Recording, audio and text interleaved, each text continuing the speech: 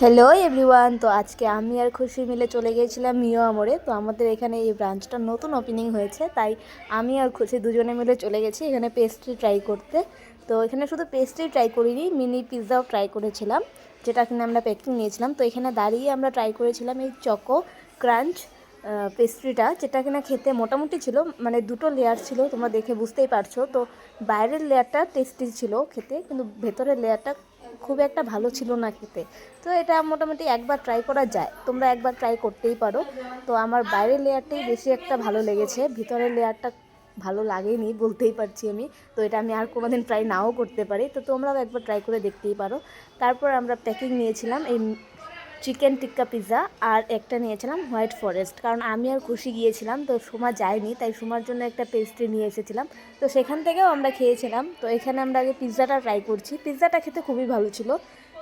আর এখানে আমি ভিডিও করছি, তাই খুশি রাগ করছিল, কারণ খুশি ও খাওয়াতে ব্যস্ত ছিল, তাই ভিডিওতে ঠিক আসতে চাইছিল না।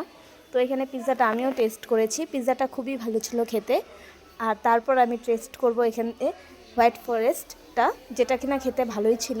আর তোমরা দেখো একবার, এটা দেখতেও ভালো ছিল, খেতেও ভালো ছিল।